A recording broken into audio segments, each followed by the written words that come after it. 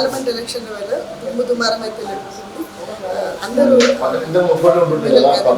రాజీనామా ఇప్పుడు తాజా అయితే అల్లంటి రెడ్డి గారు రాజీనామా చేస్తున్నారు. ఓపెన్ ఛాలెంజ్ లెటర్ అవుతుంది. ఓపెన్ ఛాలెంజ్ చేస్తున్నారు. వాళ్ళు ఏందో వాళ్ళకి తెలుసుకున్నారు. ఓపెన్ ఛాలెంజ్ చేయాలి. హరీష్ రావు చేసినారో మీరు చేస్తున్నారు. ఛాలెంజ్ ఏం లేదమ్మా, ఛాలెంజెస్ ఏం లేదు. నువ్వు పీసీ అధ్యక్షుడు హామీని ఇచ్చినావు, ముఖ్యమంత్రి నెరవేర్చే బాధ్యత నీ మీద ఉన్నది. ఛాలెంజ్ ఎందుకు, దేవుడి మీద ఒట్లేందుకు అని అడుగుతున్నాను.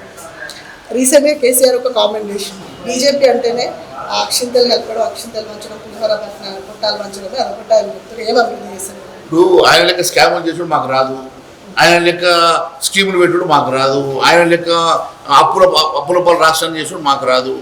మాకు వచ్చింది ఈ రాష్ట్రాన్ని అభివృద్ధి ఎట్లా చేయాలా, ఈ దేశాన్ని అభివృద్ధి ఎట్లా చేయాలా, ఈ దేశాన్ని 10వ స్థానం నుంచి 5వ ఆర్థిక శక్తికి ఎట్లా మార్చాలనేది నరేంద్ర మోడీ గారు చేయగలుగుతారు.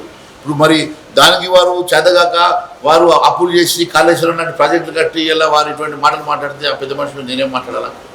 6 గ్యారంటీలు ఒకవేళ నెరవేరిస్తే మీరు రాజీనామా ఇస్తారు?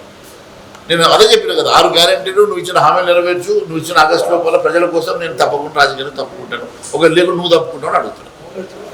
చూస్తున్నాం కదా ప్రజెంట్ అయితే అల్లటి రెడ్డి గారు 6 గ్యారంటీలు ఒకవేళ నెరవేర్చకపోతే నేను రాజీనామా ఇస్తాను, రాజీనామాకి సిద్ధమా అని చెప్పేసి సీఎం రేవంత్ రెడ్డికి ఛాలెంజ్ చేయడం చూస్తున్నాను.